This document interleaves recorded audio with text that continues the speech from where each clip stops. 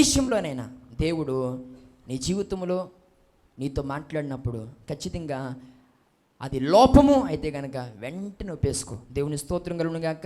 చూడండి, ఇర్మీయా గ్రంథము 14వ అధ్యాయము 7వ వచనములో దేవుని మీద తిరగబడిన వారు ఎలా ఒప్పుకుంటూ ప్రార్థన చేస్తున్నారో ఈ ప్రార్థన మనకందరికీ రావాలి. ఇర్మీయా గ్రంథము 14వ అధ్యాయము 7వ వచనం చదువుదాం. యెహోవా మా తిరుగుబాటులు అనేకములు నీకు విరోధముగా మేము పాపము చేసితిమి, మా దోషములు మా మీద దోషారోపణ చేయుచున్నవి, నీ నామమును బట్టి నీవే కార్యము జరిగించు అని ఇశ్రాయేలు పిల్లరా తమ తిరుగుబాటును దేవుని యొక్క సన్నిధిలో ఏం చేస్తున్నారట? ఒప్పుకుంటున్నారట. అక్కడ చూడండి ఆ మాట ఎంత బాగుందో. మా తిరుగుబాటులు, తిరుగుబాటు కాదు, సింగులర్లో లేదు, ఫ్లోరల్లో ఉంది కదా. అంటే ఎన్నోసార్లు నేను నీ మీద తిరగబడ్డాను. ఒక విషయంలోనని కాదు, చాలా విషయాల్లో నేను నీ మీద తిరగబడ్డాను ప్రభువా.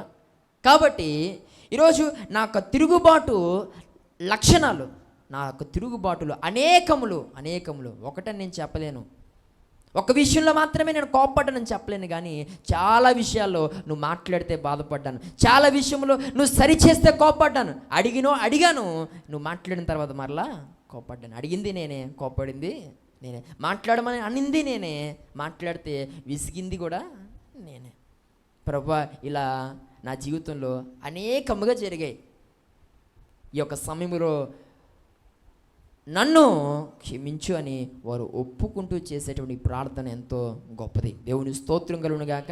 నీ జీవితంలో కూడా నువ్వు సరి చేసుకోవాలి ప్రియ సహోదరి సహోదరుడా. ఎందుకనంటే ఈరోజు ఏదో ఒక విషయంలో నువ్వు పర్ఫెక్ట్, అనేక విషయాల్లో నువ్వు అన్ఫిట్.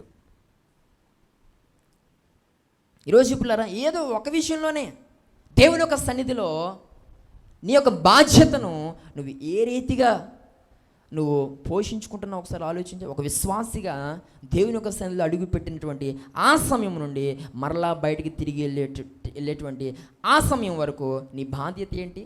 దాన్ని నువ్వు ఎలా నిర్వర్తిస్తున్నావు?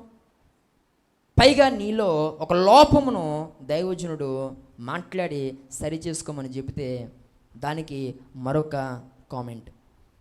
ప్రియ సహోదరి సహోదరుడు, ఇంక ఇలా బతికేస్తే దెబ్బలతో తప్ప ఏమంటే ఆశీర్వాదాలతో అయితే మనం జీవించలేం. దేవుని స్తోత్రం కలుగును గాక.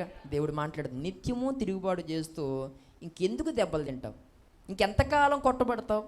ప్రియ సహోదరి సహోదరి, నేను అంటాను, ఈరోజు నీ జీవితంలో అనేకముగా చాలా రేగుతున్నటువంటి అనేకమైన సమస్యలకు, అనేక సందర్భాల్లో నేను విసిరు కొడుతున్నటువంటి అనేక దెబ్బలకు కారణం ఏంటంటే నీకు అర్థం కానిటువంటి నీ తిరుగుబాటే. నువ్వు సరి చేసుకోవాల్సింది ఏది ఉంది నాలో అనుకునేటువంటి ఆ మూర్ఖత్వమే నీ దెబ్బలకు కారణం. నాకంతా తెలుసు అనుకుంటున్నావు చూసావా కొన్ని సందర్భాల్లో, కానీ నీకు పైపచ్చి ఏది తెలియదు. ఆ స్వభావం ఉంది చూసావా, నిన్ను ముందెడితే, ఏ విషయంలో ముందెడితే నువ్వేది చేయలేవు అంటే ఒప్పుకో ప్రియ సహోదరి సహోదరుడా. కానీ సరి చేసుకో. అంటే ప్రతి విషయంలో కూడా ఇలాగ మనం జీవించి ఏం పొందేసుకుంటాం పిల్లలు? ఏం సాధించేస్తాం మనం? నువ్వెంత సాధించావో సంఘములో తెలియదా? నీకున్న విలువ సంఘానికి తెలియదా? నీకున్న ప్రాధాన్యత సంఘానికి తెలియదా? నీకున్నటువంటి ఆ విలువ నువ్వేంటో నీ కుటుంబానికి తెలియదా? అందరికీ తెలుసు నువ్వు ఎలాటోడువో, నువ్వు ఎలాడదానువో. దేవుని స్తోత్రం కలుగును గాక. కానీ కొన్ని సందర్భాల్లో అర్థమవుతున్నా సరి చేసుకుందాంలే అనుకుంటావో తెలియదు, లేదంటే నేను ఇంతే అనుకుంటావో తెలియదు, మరి నేను బాగానే ఉన్నాను కదా, నేను పర్ఫెక్ట్ అనుకుంటావో తెలియదు. అదేటో నీకే తెలాలి. దేవుని స్తోత్రం కలుగును గాక. త్వరలో తెలుసుకుని బతుకుని మార్చుకోకపోతే ఖచ్చితంగా దేవుడు ఒక్క దెబ్బ కొడతాడు. జాగ్రత్త. ఏమండి, కోరాహును ఒకటే ఒక దెబ్బ కొట్టగానే వెంటనే మరలా ఇంకా మచ్చుకు కూడా కోరాహు కనిపించలే.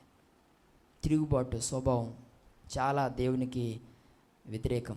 ఈ ప్రత్యేకమైన సమయంలో దేవుని సేవకునిగా ఈ మాటను తెలియజేస్తూ ఉన్నప్పుడు నువ్వు సరి చేయబడాలి. కాబట్టి అనేకమైన తిరుగుబాట్లు ఈరోజు నీ జీవితంలో ఉన్నాయా?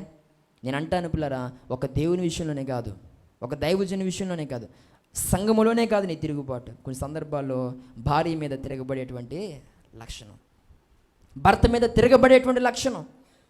పిల్లరా ఈరోజు తల్లిదండ్రులకు విధేయులుగా ఉండాల్సింది పోయి ఈరోజు తల్లిదండ్రుల మీద తిరగబడేటువంటి స్వభావం, ఏమంటే చేయి చేసుకునేటువంటి పరిస్థితులు ఈరోజు ప్రతి కుటుంబంలో ఎన్నో చూస్తూ ఉన్నాం. కొన్ని గృహాలకు సాయంత్రం వెళ్తే హోమ్ థియేటర్ లాగా ఉంటుంది అనమాట. పట్మన పడుతూ ఉంటే ఈ లోపల గిన్నె ఏదో కింద పడిపోయినట్టు, ఏమండి ఇంకా ఒక సౌండ్ కదా, అన్ని సౌండ్లు ప్యాడ్లో ఎన్ని వస్తాయో అన్నీ అక్కడ వస్తుంటే మరి ఎవరెవరు పడతాయో తెలియదు, కానీ గుద్దులాడుకునేటువంటి స్వభావం ఏంటనంటే ఇక ఇంట్లో ఉన్న వారు అందరూ కూడా ఎవడో పిల్లరా ఒకరు తిరగబడి మిగిలిన వారందరూ కూడా అర్థం చేసుకునే పరిస్థితి ఉంటే పర్లేదు, కానీ ఇక ఎవరికి వారు తిరగబడేటువంటి పరిస్థితి ఉంటే ఇక ఎలా ఉంటుంది? ఇక దేవుని స్తోత్రం కలుగును గాక. వద్దు, ఈరోజు తిరుగుబాటుతనాన్ని తీసేసుకో, తల్లిదండ్రులకు లోబడ్డు నేర్చుకో. ఈరోజు నేను మాట్లాడుతున్న ప్రియ సహోదరి ఇందాక దేవుడు మాట్లాడిన ఒక మాట, నేను పిల్లల్ని ఏం చేస్తాను, నేను గొప్ప చేస్తాను. ఈరోజు నీ తల్లిదండ్రులు ఎవరు అని అంటే నేను ఈ స్థాయి వరకు నిన్ను పెంచి ఈరోజు నేను ఈ స్థాయిలో ఉండడానికి కారకులు వారు. ఈరోజు వారిని ఎదిరించి లేకపోతే వారిని బాధ పెట్టి నువ్వేం చేస్తావు? నువ్వేది సాధించలేవు. ఈ మాటలుంటున్న ప్రియ సహోదరుడా, నీ తల్లి మాట నువ్వు వింటున్నావా? నీ తండ్రి మాటకు నువ్వు లోబడుతున్నావా? వారిని ప్రేమించేటువంటి మనసు నీకుందా? ఇంత తెలిసినటువంటి నీకు వారిని కష్టపెట్టకూడదు. చదువు ఉంటే చక్కని ఉద్యోగాన్ని సంపాదించుకుని వారిని చక్కగా చూసుకోవాలన్న ఆలోచన కానీ, లేకపోతే అటు చదువు లేదా చేతి నిండా ఏదో ఒక పని చేసుకుని వచ్చిన దానితో వారిని కష్టపెట్టకుండా చూసుకోవాలన్న ఆలోచన కానీ ఏది నీకు లేదు. ఒక్కడి నీకు అలవాటైంది తిరగబడ్డం. ఈరోజు నా మాట్లాడుతున్న ప్రియ సహోదరుడా, దేనికి ఈరోజు అలాంటి అనుభవం నాశనం అవ్వడానిక?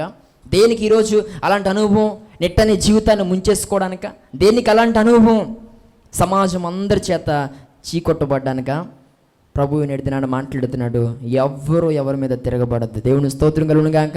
ఇప్పుడు దాకా ఒకవేళ కోపం వస్తే చాలు, మాట తేడా వస్తే చాలు, ఏది జరిగినా విపరీతంగా భార్య మీద తిరగబడేటువంటి స్వభావం, ఒక దెబ్బ గట్టిగా కొట్టేసేటువంటి పరిస్థితులు ఉన్నాయా? ఎంత మాత్రం అలా చేయొద్దు. ఒకవేళ నీ భర్తను ఆ రీతిగా వేధించేటువంటి పరిస్థితి, లేకపోతే బాధ పెట్టేటువంటి పరిస్థితి, భర్త మాట మీద తిరుగుబాటు చేసేటువంటి లక్షణం ఈరోజు నీ జీవితంలో ఉందా? అది ఎంత మాత్రం సరికాదు. ఈరోజు పిల్లరా, ఒకరికి ఒకరు విధేయులమై ఉంటే ఆ కుటుంబంలో ఉన్నంత శాంతి, సమాధానం, నెమ్మది మరెక్కడ దొరకదండి. దేవుని స్తోత్రం కలుగును గాక. హల్లెలూయా. ఈరోజు మన గృహాల్లో ఈ తిరుగుబాటు లక్షణాన్ని తీసేసుకుంటే నీ కుటుంబంలో నెమ్మది నువ్వు చూడగలవు, నీ కుటుంబంలో నువ్వు సమాధానాన్ని చూడగలవు, నీ కుటుంబంలో నువ్వు ఒక చక్కని శాంతిని నువ్వు చూడగలుగుతావు. ఈ ప్రత్యేకమైన సమయంలో దేవుని సేవకునిగా మాట్లాడినటువంటి ఈ మాటను నువ్వు తీసుకుని తిరగబడేటువంటి స్వభావం, మరలా క్వశ్చన్ చేసేటువంటి అనుభవం ఖచ్చితంగా నీ జీవితంలో ఉంటే అది నీకు నష్టం కనుక ఆ అనుభవాన్ని సరి చేసుకుంటే అది నీకు దీవెనని దేవుని సేవకు నేను తెలియజేస్తున్నాను. దేవుని స్తోత్రం కలుగును గాక. కోరాహు అయితే తిరగబడ్డాడు దేవుడి మీద, కానీ మరి కోరాహు కనినటువంటి కుమారులు దేవుని మీద తిరగబడ్డారా? లేదు. వారు ఏం చేశారట? దేవునికి ఇష్ట ప్రకారంగా, దేవునికి పిల్లరా విధేయులుగా వారు జీవించినటువంటి అనుభవాన్ని మనం దేవుని యొక్క వాక్యంలో మనం చూస్తాం. దేవుని స్తోత్రం కలుగును గాక. కోరాహు జీవితాన్ని పిల్లరా ఒక హెచ్చరికతో కూడినటువంటి జీవితంగా, లేకపోతే ఏ విషయంలో కూడా తన నుండి నేర్చుకోవాల్సినటువంటి అనుభవాలు ఏమీ లేవన్నట్లుగా అతడు బ్రతికాడు. కానీ అతని కుమారులైతే మనకందరికీ ఒక గొప్ప పాఠాలు నేర్పేవారిగా వారు ఉన్నారు. దేవుని స్తోత్రం కలుగును గాక. బైబిల్ గ్రంథంలో పిల్లరా కోరాహు కుమారులు రాసినటువంటి ఆ కీర్తనలు మనం ఎన్నో చూడగలుగుతూ ఉంటాం. దేవుని స్తోత్రం కలుగును గాక. హల్లెలూయా. పిల్లల కీర్తన గ్రంథములో దావీదు వ్రాసినటువంటి కీర్తనలు మనం చూస్తాం, కోరాహు కుమారులు వ్రాసినటువంటి కీర్తనలు మనం చూడగలుగుతాం, మోషే రాసినటువంటి వాటిని కూడా మనం చూడగలుగుతూ ఉంటాం. ఈ ప్రత్యేకమైన సమయంలో వారు ఒక విధేయతతో కూడినటువంటి ఒక భక్తి జీవితాన్ని వారు కలిగి జీవించినట్లుగా మనము చూస్తాం. కనుక రాబోతున్న దినాల్లో పిల్లరా మనము విధేయులుగా మాత్రమే మనం బ్రతకాలని దేవుని సేవకునిగా నేను తెలియజేస్తూ ఉన్నాను. దేవుని స్తోత్రం కలుగును గాక. హల్లెలూయా. దేవుని యొక్క వాక్యంలో మనం చూస్తాం కదా, నీ మందిర ఆవరణములు చూడవలనని నా ప్రాణం ఎంతో ఆశపడుతుంది అనేటువంటి మాటని మనం చూస్తాం. అంత మాత్రమే కాదు పిల్లరా, నీ యొక్క ఆవరణంలో ఒక్క దినము గడిపితే 1000 దినముల కంటే శ్రేష్టము అనేటువంటి మాటని దేవుని యొక్క వాక్యంలో మనం చూడగలుగుతాం కదా. ఈ మాటల్ని పలికింది ఎవరు? ఏమండి? కోరాహు కుమారులు. డౌట్ లేకుండా చెప్పొచ్చు, ఎందుకంటే అంశం అదే కాబట్టి. దేవుని స్తోత్రం కలుగును గాక. 100కి 90 మంది నాకు చెప్పిన సమాధానం ఏంటంటే దావీదు.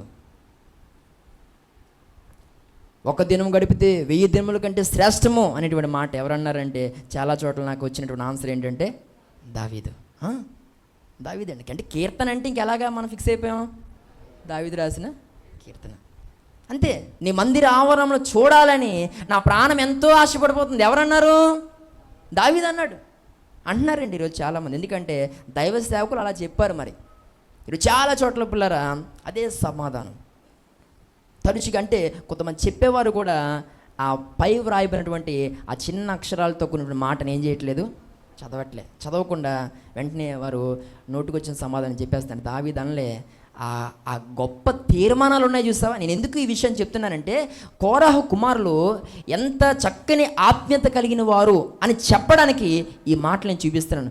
మందిరమును కూర్చున్నటువంటి ఆ చక్కని తీర్మానాలు వీరి జీవితాల్లో మనం చూడగలం. అంటే వీరు ఎంత దేవునికి విధేయులని మనకు అర్థమవుతుంది. ఈ మాటలు ఉంటున్న ప్రియ సహోదరి సహోదరుడా, నిజంగా దేవుని మందిరముని విషయమే మనకు ఒక తీర్మానం అంటూ ఉండాలి. నీవు మానంటో వచ్చేవారం మానేస్తావు, అది నీ తీర్మానం. ఈ వారం మనం ఏమనిపించి మాట్లాడేస్తావో తెలియదు కొన్ని మాటలు, కానీ వచ్చే వారం కూడా నీ తీర్మానం అలాగే ఉండాలి. మందిరం విషయమే తీసుకున్న తీర్మానం ఉంది చూసావా, అది ఆషామాసి కాదు. ఏదో సంఘంలో నిలబడి మొన్న ఆదివారం నేను అనుకోకుండా వెళ్ళాల్సి వచ్చింది కాబట్టి దేవుణ్ణి, దైవజుణ్ణి, సంఘాన్ని క్షమించమంటున్నానని ఒక మాట చెప్పేస్తే సరిపోదు. ఈరోజు చాలామంది పిల్లరా ఆ లక్షణాన్ని కలిగి జీవిస్తున్నారు. ఏమండి? కాబట్టి నన్ను క్షమించండి, నేను గతించిన వారం దేవుని మందిరాన్ని దొంగిలించాను అంటున్నారు. అలా చెప్పగా దేవునికి ఈ పెట్టానని చెప్పు. దేవుని స్తోత్రం కలుగునుగాక. నేను పోయిన వారం లోకానికి ముఖమెట్టి దేవునికి వీ పెట్టానని చెప్పు. అది వాక్యానుసారమైన మాటే. దొంగిలించానన్న మాట నీకు బాగా అలవాటైపోయింది. అది దేని విషయంలో మాట్లాడుతున్నావు అనేది కూడా నీకు పెద్దగా అనిపించట్లేదు. ఈ ప్రత్యేకమైన సమయంలో మాట్లాడిన ప్రియ సహోదరి సహోదరుడు, నీ తీర్మానము దేవుని విషయమే చాలా బలంగా ఉండాల్సిన అవసరం ఎంతైనా ఉంది. దేవుని స్తోత్రం కలుగునుగాక. ఈ మాట్లాడుతున్న ప్రియ సహోదరి సహోదరుడా, ఇక్కడ కోరాహు తిరగబడ్డాడు, కానీ అతని కుమారులు దేవునికి విధేయులుగా బ్రతికారు. దేవునికి ఇచ్చినటువంటి మాట ప్రకారంగా వారు జీవించడానికి ఇష్టపడ్డారు. ఈ యొక్క ప్రత్యేకమైన సమయంలో మాట్లాడుతున్న ప్రియ సహోదరి సహోదరుడా, నీ జీవితంలో కూడా అట్టి ఆశీర్వాదాలని, అట్టి దీవెనని దేవుడు మనకు అనుగ్రహించాలి అంటే ఖచ్చితంగా ఈ యొక్క కోరాహులో ఉన్నటువంటి ఒక లోపాన్ని మనం తీసివేసుకుని పిల్లల మనము దేవునికి ప్రీతికరంగా మనం జీవిస్తే ఖచ్చితంగా మనం దేవుని చేత ఆశీర్వదించబడతామని, దీవించబడతామని దేవుని సేవకు నేను తెలియజేస్తున్నాను. కోరాహు తిరుగుబాటు చేశాడు, చచ్చిపోయాడు. కానీ కోరాహు కుమారులు మనం సంఖ్యాకాండము 26వ అధ్యాయము 16వ వచనంలో చూస్తే, సంఖ్యాకాండము 26వ అధ్యాయం 11వ వచనం, క్షమించండి 11వ వచనం.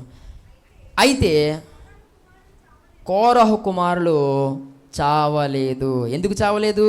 వారు విధేయులు గనక. దేవుని స్తోత్రం కలుగును గాక. కోరాహు కుమారులు ఎందుకు చచ్చిపోలేదు?